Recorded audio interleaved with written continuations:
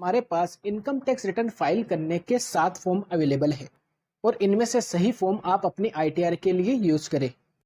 और इनमें से सबसे आसान जो फॉर्म है वो है ITR 1। इसको डिजाइन ही ऐसे किया गया है। अगर पर्सन चाहे तो किसी एक्सपर्ट की ओपिनियन ले ले या फिर अपने आप भी ITR 1 फाइल कर सकता है। तो इस वीडियो में मैं आपको लाइव ITR 1 फाइल करके दिखा रहा हूं। अब जानते हैं ITR 1 कौन पर्सन फाइल कर सकते हैं। तो सैलरीड एम्प्लॉय होते हैं वो फाइल कर सकते हैं, कोई पेंशनर हो वो फाइल कर सकता है, या आपकी कोई थोड़ी बहुत अदर इनकम हो तो आप ITR फाइल कर सकते हो। तो चलिए ITR 1 फॉर्म फाइल करते हैं। रुको जरा, अगर आपने हमारे चैनल को सब्सक्राइब नहीं किया तो पहले आप सब्सक्राइब कर लीजिए। चलिए शुरू करते हैं। ITR फाइल करने के लिए विजिट करें www.incometax.gov.in। इस वेबसाइट पर अब आपको लॉगिन कर लेना है। अगर इस साइट पर पहले आपने रजिस्ट्रेशन नहीं किया है तो पहले रजिस्टर करें अपने पेन से। लॉगिन कैसे करेंगे आप? लॉगिन के लिए आपको यहाँ पर अपना पेन नंबर एंटर करना है, फिर मैसेज कंफर्म करना है, फिर यहाँ पर आपको पासवर्ड एंटर करना है, फिर लॉगिन कर लेना है। लॉगिन करते ही आपको अपना डैशबोर्ड दिखेगा। यहाँ पर आपको सामने दिखेगी कॉन्टैक्ट डिटेल, और कॉन्टैक्ट डिटेल को आप चाहे तो अपडेट भी कर सकते हैं। यहाँ से आप अपना बैंक अकाउंट अपडेट भी कर सकते हैं। यहाँ पर ये ऑप्शन आ रही है असेसमेंट डेट 23/24 की ITR फाइल के लिए फाइल नाउ, या फिर आप ई फाइल में जाकर इनकम टैक्स रिटर्न पे जाकर फाइल करने के लिए बटन यहाँ से भी आप यूज कर सकते हैं। The shortest button file ITR, हम यहाँ पर क्लिक कर रहे हैं। फाइल नाउ पर क्लिक करते हैं सबसे पहले आपको असेसमेंट ईयर सेलेक्ट करना है। यहाँ असेसमेंट ईयर हम 22-23 की रिटर्न भर रहे हैं, असेसमेंट ईयर 23-24 आ जाएगा। हम असेसमेंट ईयर 23-24 की रिटर्न भर रहे हैं। फिर नीचे यहाँ इसको सिलेक्ट करना है। हमारे लिए सबसे ईजी है ऑनलाइन ITR को भरना। वैसे तो आप ऑफलाइन एक्सेल के थ्रू या यूटिलिटी के थ्रू भी भर सकते हैं, लेकिन मैं आपको रिकमेंड करूंगा कि आप ITR 1 बहुत ईजी से ऑनलाइन ही फाइल करिए। यहाँ तक पहुँच गए आप। यहाँ पे पहुँचने के बाद आपको सबसे पहले 2 डॉक्यूमेंट निकालने हैं। अपने ई फाइल में जाइए, इनकम टैक्स रिटर्न में जाइए, और सबसे पहले हम लेंगे 26AS। इस पर आप क्लिक करिए। ये मैसेज आया है, इसको कंफर्म कर दे। एक और मैसेज आया है, इसको आई एग्री करके प्रोसीड कर दे। यहाँ पर ऑप्शन है view 26AS annual tax statement, इस पर क्लिक कीजिए। यहाँ पर आप सेलेक्ट कीजिए असेसमेंट ईयर 23-24, यहाँ पर HTML कीजिए और यहाँ पर व्यू डाउनलोड कर लीजिए। तो पहले यहाँ आ जाएगा। इसके बाद आपको एक्सपोर्ट टू PDF की आपको ऑप्शन मिल जाएगी, इस पर क्लिक करिए। डाउनलोड होकर ओपन होने के बाद ये कुछ इस तरह का दिखेगा। इस पर कोई भी TDS नहीं कटा है। अगर आपका सैलरी पे TDS कटता है तो डिडक्टर का नाम, 10 of deductor, amount paid on credit, total amount deducted, test deducted, ये सब कुछ आएगा। आपको ये मेक श्योर करना है कि 16A फॉर्म जो आपको मिला है उसमें जो सैलरी का अमाउंट आ रहा है, आपके 26AS में जो सैलरी का अमाउंट आ रहा है, और साथ में जो AIS में सैलरी का अमाउंट आए वो मैच होना चाहिए। अगर मिसमैच होगा, आपकी सैलरी 26AS में ज़्यादा दिख रही होगी, फॉर्म 16 में कम होगी, तो सबसे बड़ी दिक्कत है। तो आपको अपने एम्प्लॉयर से बात करनी है, क्यों ये वेरिएशन है मुझे बताइए। मेक श्योर आपका सैलरी मैच हो 26AS एंड AIS। आपको 26AS डाउनलोड करना है। जो आपका TDS कटा है या TCS कटा है, कोई आपने प्रॉपर्टी सेल परचेज की होगी, वो सभी चीज़ें इसमें रिफ्लेक्ट होगी। 26AS आपका बहुत ही इंपॉर्टेंट डॉक्यूमेंट है। अगला डॉक्यूमेंट हम डाउनलोड करेंगे इसी वेबसाइट पे। उसको यहाँ से डाउनलोड करने की ऑप्शन आ चुकी है AIS को। इस पर क्लिक करके आपको यहाँ पर प्रोसीड कर देना। अब यही बाहर ही हमारे पास टैब आ चुका है इसको डाउनलोड करने के लिए। इस पर क्लिक करना है और डाउनलोड के लिए आपके सामने ऑप्शन आ जाएगी। आपको AIS भी डाउनलोड करने लेना है और TIS भी डाउनलोड कर लेना है। और इसका जो पासवर्ड है वो स्मॉल लेटर में पेन और डेट ऑफ बर्थ का कॉम्बिनेशन। यहाँ से आपने डाउनलोड करा। अगर आपको व्यू करना है तो यहाँ AIS पर आपको चले जाना है। आपको AIS या TIS जो भी देखना है वो यहाँ पर चले जाना है। आपका TDS एंड TCS कटा है, SFT इन्फॉर्मेशन जैसे सेविंग बैंक का इंटरेस्ट, मैंने कहा था ना कि AIS में पूरा सेविंग बैंक का इंटरेस्ट आता है। इंटरेस्ट ऑफ डिपॉजिट दिख रहा है, इनके केस में डिविडेंड दिख रहा है, यानी कि जो भी इनकम इनकी होगी वो यहाँ पर आपको दिखाई देगी। कोई टैक्स आपने पे किया होगा तो डिमांड एंड रिफंड या अदर इन्फॉर्मेशन, तो ये सारी इन्फॉर्मेशन AIS में आती है। आपको AIS आपका जरूर चेक करना है। फिर से चलते हैं इनकम टैक्स पोर्टल पर। आपने AIS और TIS अपना डाउनलोड कर ही लिया है। अब यहाँ पर हम क्लिक करेंगे न्यू फाइल पर। अब यहाँ पर आपको दिख रहा है कि क्या सेलेक्ट करना है। आप ITR 1 भर रहे हो तो ये इंडिविजुअल के लिए आपको इंडिविजुअल सेलेक्ट करना है। ITR 1 फॉर्म हम चूज कर लेते हैं, इसे नीचे क्लोज कर देते हैं। यहाँ नीचे लिखा है ITR 1 किसके लिए है, हम ऑलरेडी डिस्कस कर चुके हैं। अब हम करेंगे प्रोसीड टू ITR 1। यहाँ पर ऑप्शन है लेट्स गेट स्टार्टेड। सबसे पहले आपको ये सिलेक्ट करना है कि हम क्यों ITR भर रहे हैं। तो बेसिक एग्जाम्पशन से ज़्यादा लिमिट होने पर ही हम ITR फाइल करते हैं। तो मैं इसे सिलेक्ट करता हूँ, जो भी आपके रीज़न है वो आप सिलेक्ट कर लेना। अब आपको 1 बाय 1 टैब पर एक्शन लेना है। यहाँ पर एक टैब आपको एक्टिव दिख रहा है, कुछ टैब ग्रीन दिख रहे हैं। सबसे पहले वाले पे देखें तो आपकी पर्सनल इन्फॉर्मेशन अगर ठीक नहीं है तो इसको एडिट करके आप ठीक कर लीजिए। इस पेज पे आपको कुछ एक्शन भी लेने हैं। नेचर ऑफ एम्प्लॉय, कौन से एम्प्लॉय हैं आप, यहाँ पर बताना है आपको सेंट्रल गवर्नमेंट या state government, public sector undertaking, central government के पेंशनर है या स्टेट गवर्नमेंट के पेंशनर है। तो पेंशनर भी ये रिटर्न भर सकते हैं। जो भी आपका एम्प्लॉयर है वो आप सिलेक्ट कर लेना। अदर्स, अगर आपका अदर सेक्टर है, अगर आप सैलरी एम्प्लॉय नहीं दिखा रहे हैं, सिर्फ अदर सोर्स में आप अपनी इनकम दिखा रहे हैं, तो ये सिलेक्ट कर लीजिए। मैं प्राइवेट सेक्टर एम्प्लॉय के लिए भर रहा हूँ। ये सेक्शन 139 ही रहेगा 1 जुलाई तक। अब आपको कुछ नहीं करना, सिर्फ नीचे करना है। अब यहाँ पर आपको बताना है कि आप नए रिजिम में जा रहे हो ओल्ड रिजिम में। अगर नए रिजिम में जा रहे हो तो यहाँ पर यस करना है। मैं नो कर रहा हूँ कि मुझे ओल्ड रिजिम में जाना है, क्योंकि मैं आपको डिडक्शन भी बताऊंगा। ये ओल्ड रिजिम में जा रहा हूँ। अब यहाँ पर आपके जितने भी बैंक अकाउंट है वो आपको दिखेंगे। अब यहाँ पर आपका जो करेक्ट बैंक है वो यहाँ पर आप ऐड भी कर सकते हैं, और एक बैंक अकाउंट को आप रिफंड के लिए जरूर सेलेक्ट कर लेना। बस इस टैब को कंफर्म कर दो। जैसे ही आप पर्सनल इन्फॉर्म के टैब को कंफर्म करोगे और यहाँ पर आपका अगला टैब एक्टिव हो गया, और ITR में आपकी काफ़ी इंफॉर्मेशन ऑटो फिल आती है आपके AIS से। इस केस में भी कुछ इनकम आ रही है, वो आपको चेक करना है और आप उसको एडिट भी कर सकते हो। अब हम ग्रोस टोटल इनकम में क्या डालेंगे, सैलरी की इनकम, हाउस प्रॉपर्टी की इनकम, अदर सोर्स की इनकम, और साथ में हमें एग्जम्प्ट इनकम दिखाने का भी यहाँ पर हमको मौका मिलता है। क्लिक करते ही आपको यहाँ पर क्वेश्चन मिलते हैं। चाहे आप क्वेश्चन बेस पे भी ITR को भर ले, आपको यहाँ पर पूछा जा रहा है कि 1014(1) के अगर आप रिटर्न भर रहे हो तो इसको यस कर देना, वरना नो कर देना। अगर 1014(2) के अलाउंस आप भर रहे हैं तो आपको इसको यस कर देना, अन्यथा नो कर देना। 1014(1) में कौन से अलाउंस है, 1042 में कौन से अलाउंस है, अलाउंस और एग्जम्पशन आपको देखना है। आपको देखना है और आपको पढ़ना है। मैं एक बार यस कर देता हूँ। अगर यस करता हूँ तो आपको यहाँ बताना है amount to be claim the exemption, तो यहीं से डाल देंगे। वहाँ पर ड्रॉप डाउन आती है तो वहाँ पर दिक्कत नहीं आएगी। ठीक है। HRA डालना है तो यस कर देते हैं। ज़्यादा के एम्प्लॉय के केस में HRA होता है। लिव टेबट अलाउंस जानना है तो यस कर दे, अन्यथा नो कर दे। Are you eligible any exemption, तो यस कर दे। मैं तो यहाँ पर स्किप क्वेश्चन कर रहा हूँ, आप चाहे तो क्वेश्चन बेस भी भर सकते हैं। यस करते ही मेरे पास में इनकम फ्रॉम सैलरी की ऑप्शन यहाँ पर आ गई। इनकम फ्रॉम सैलरी की ऑप्शन आ गई। सबसे पहले मैं इसी टैब पर एक्शन लूंगा। इसमें सैलरी अगर ऑटो फिल आ रही है तो बाहर से भी चेक करके आप, अगर आपको लगे income head the under chargeable salary आपके फॉर्म 16 से मैच हो रहा है, 26 AS भी उसके अकॉर्डिंग है और AIS भी, तो चाहे तो आप उसको एडिट ना करके सेम ही रहने दें। अगर आपकी सैलरी AIS से मैच नहीं हो रही, 26 AS से मैच नहीं हो रही, या फिर कोई भी रीजन है, तो आप जरूर एडिट करें। एडिट करने पर अब आपको इनकम फ्रॉम सैलरी डालनी है। आपके फॉर्म 16 में इसी तरह से सैलरी दी होती है। अगर आपके पास 16 फॉर्म नहीं है तो आप अपनी पूरी सैलरी का टोटल करो। 12 महीने होते हैं एक साल में। जितने भी महीने आपने काम किया उतने महीने की सैलरी का आप टोटल कर लो। सैलरी एज पर सेक्शन 71 में। अगर आप पेंशनर हैं तो पेंशनर को भी अंडर सेक्शन 71 में डालना है। जैसे इनके केस में 4,80,000 की सैलरी दिखा रहा हूँ। परपोजिट अगर आपके 16 फॉर्म में है तो आप यहाँ पर एंटर कर लेना, अदरवाइज नो कर देना। इस केस में नहीं है, अगर होंगे तो हमें दिए होंगे, है तो डाल लेना। सेक्शन 89 की रिलीफ, 89 की रिलीफ सबके लिए नहीं तो इसको छोड़ देना। आपके अलाउंसेस आपको यहाँ डालने हैं, एग्जेम्प्ट अलाउंसेस आपके फॉर्म 60 में दी होंगी। यहाँ पर पूरी ड्रॉप डाउन लिस्ट है। जैसे आपको HRA डालना है, ज़्यादातर केस में HRA होता है, तो ये सेक्शन 1013A का अलाउंसेस है। इंटर कर दे अमाउंट एंड अदर करके आप जितने भी अलाउंसेस डालना चाहे तो आप डाल सकते हैं।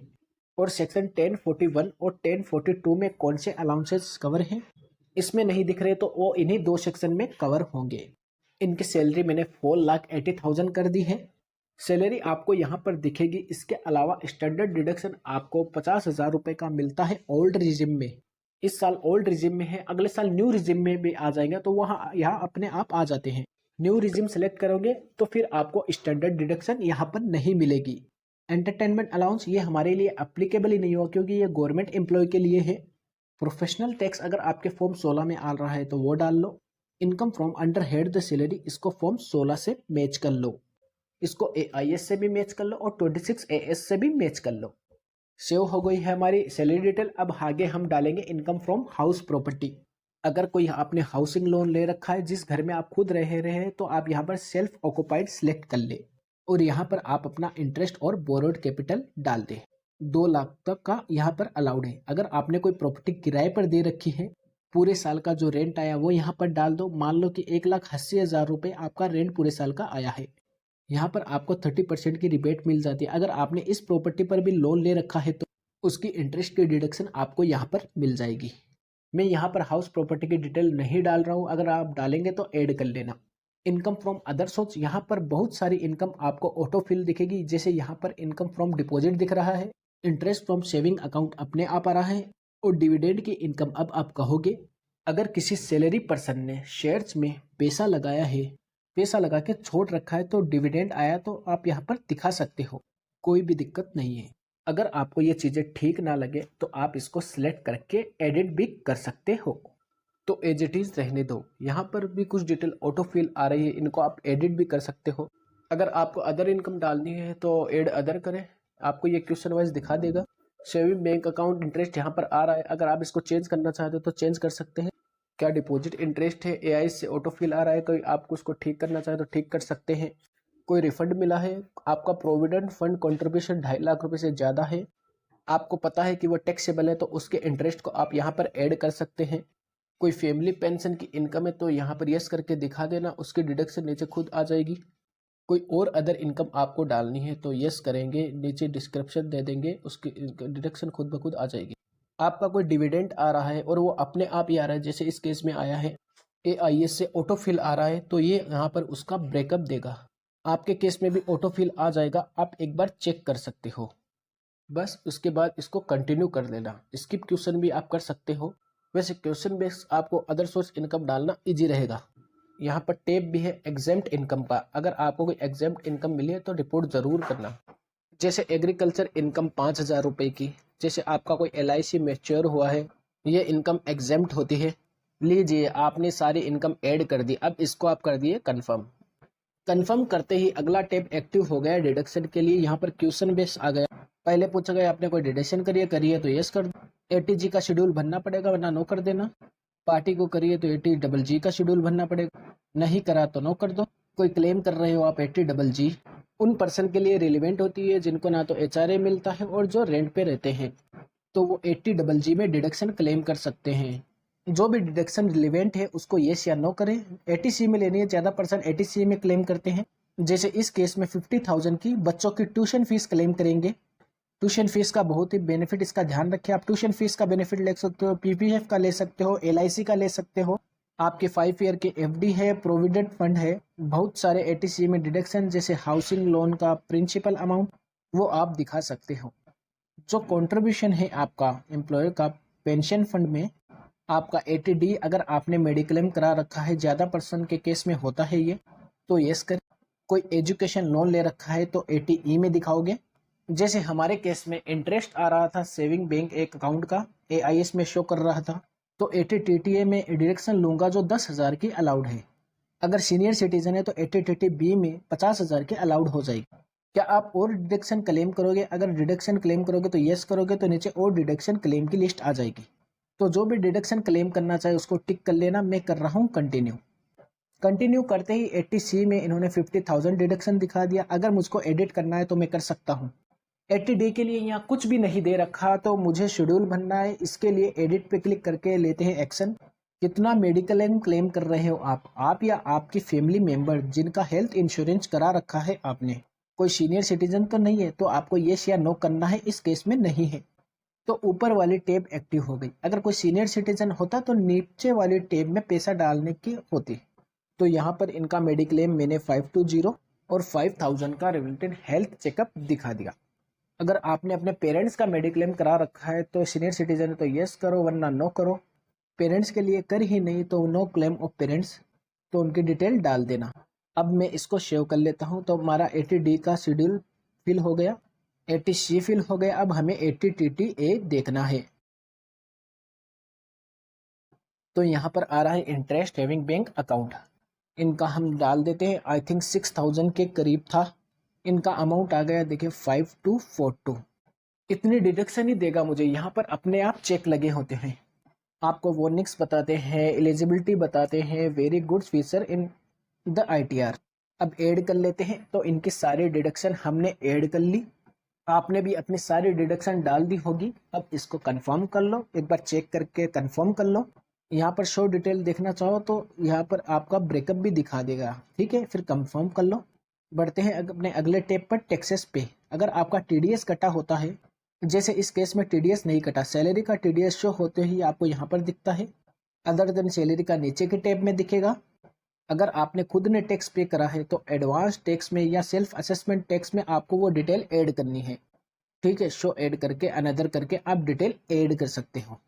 अब आपका TDS और टैक्स चेक कर लेना है, अगर करेक्ट आ रहा है आपके हिसाब से तो कंफर्म कर देना है। ये जनरली ऑटो फिल आता है, फिर भी मैं इसको चेक कर लेता हूँ, मैं कंफर्म कर देता हूँ। देन ये लास्ट स्टेप एक्टिव हो गया। ये कैलकुलेशन अपने आप होती है, आपको यहाँ बता दिया जाता है कि कितनी टैक्स लायबिलिटी आ रही है। जैसे इस केस में 0 आ रही है, यहाँ पर पता चल जाएगा। अगर आपका कोई रिफंड होगा तो वो आगे जाके आपको दिखेगा। सारी डिटेल आपकी फिल हो गई, एक तरह से कंप्यूटेशन ये रेडी हो गया। यहाँ पर देख लेना है टोटल फीस, टैक्स कितना बन रहा है और कंफर्म कर देना है। फिर प्रोसीड का बटन आ गया, प्रोसीड करना है। प्रोसीड करते ही आप यहाँ पर आ जाएंगे और यहाँ ऊपर जो मैसेज दिख रहा है वो आपको कम से कम 2 या 3 बार जरूर पढ़ना है। मेक श्योर अगर आपका कोई रिफंड नहीं है तो आपकी टैक्स लायबिलिटीज यहाँ पर 0 हो जाए, और रिफंड है तो यहाँ पर रिफंड अमाउंट शो होने लगे और वो उतना ही हो जितना आपने कैलकुलेशन किया आपका शो हो रहा हो, और आपको लगे ठीक है। बस अब अपनी रिटर्न को करें आप प्रीव्यू। प्रीव्यू करते ही आपके सामने आपकी डिटेल आ जाएगी, बस एक बार क्रॉस चेक करके इसको चेकबॉक्स पर क्लिक करना है। फिर प्रोसीड टू प्रीव्यू की ऑप्शन आ जाएगी, इस पर क्लिक करना है। फिर दोबारा से आपका यहाँ पर फॉर्म आएगा, एक बार इसको गो थ्रू कर देना है। फिर आपके सामने ऑप्शन आ जाएगी प्रोसीड टू वैलिडेशन। हाँ, अगर आपका कोई टैक्स बन रहा है तो पहले आपको टैक्स पे करना है, और हाँ, और टैक्स की डिटेल यहाँ ऐड करने के बाद, और टैक्स पेमेंट की डिटेल ऐड करने के बाद आपको यहाँ तक पहुँचना है। और प्रोसीड टू वैलिडेशन करने के बाद आपके सामने मैसेज आएगा आपका वैलिडेशन सक्सेसफुली हो चुका है। अगर कोई एरर होगी तो वैलिडेशन एरर आएगा, पहले उस एरर को आपको ठीक करना होता है, तो उसको क्लिक करते ही आप उस एरर पर चले जाते हो। जब तक आपका सक्सेसफुली वाला मैसेज नहीं आता तब तक आपको अपनी ITR केयरफुली चेक करना है, और आपकी ITR सक्सेसफुली हो जाती है तो यहाँ पर ऑप्शन है प्रोसीड टू वेरिफिकेशन। जितना बनना जरूरी है उतना ही वेरीफाई करना जरूरी है। आप अपने आधार OTP के थ्रू, अपने बैंक अकाउंट के थ्रू, अपने डीमेट अकाउंट के थ्रू ITR को वेरीफाई कर सकते हैं। अगर कोई भी ऑप्शन नहीं बची है तो आपके पास ATM कार्ड तो होगा ही, आप अपने ATM कार्ड के थ्रू OTP जनरेट कर सकते हो। अगर ऐसा लगे आपको कोई भी ऑप्शन मेरे लिए नहीं है तो फिर आप अपने ITR-V की कॉपी प्रिंट करें, उसको सिग्नेचर करें और बेंगलोर को पोस्ट करें। बेंगलोर का एड्रेस ITR पे लिखा होता है। 30 दिन के अंदर आपको ये काम करना है। बस क्लिक कर दे आप कंटिन्यू पर क्लिक करके ऑप्शन सेलेक्ट कर ले और वेरीफाई कर दे। हाँ, अब ITR में चेंज हो गए। अगर आपने अपने पेन को आधार से लिंक नहीं कराया है तो आपके पास वार्निंग आएगी, PAN in the tax inoperative is not linked with Aadhaar. तो जिन भी पर्सन का आधार पेन लिंक नहीं है वो ITR फाइल नहीं कर पा रहे हैं, तो अब आप क्लिक करें यहाँ पर लिंक नाउ पर। जुलाई से पहले लिंक आधार कैसे करना है उसकी वीडियो मैंने डिस्क्रिप्शन में लिंक दे दिया है, तो वहां जाके आप देख सकते हैं। देन लिंक नाउ पर क्लिक करके सबसे पहले आपको अपना पेन और आधार लिंक करना पड़ेगा, और अगर आपका पेन और आधार लिंक है तो आपकी ITR सक्सेसफुली फाइल हो जाएगी। फिर ऑप्शन आएगी डाउनलोड करने की अपनी एक्नॉलेजमेंट, सेव कर लेना। अगर पूरी प्रोसेस आपने मेरे साथ ITR फाइल कर ली है तो कमेंट में ज़रूर लिखिएगा, और जो भी आपके डाउट है वो कमेंट करके ज़रूर बताएं। और इसी तरह की वीडियो और GST से संबंधित वीडियो हम हमारे चैनल पर डाल सकते हैं, तो हमारे चैनल को भी आप ज़रूर सब्सक्राइब करें।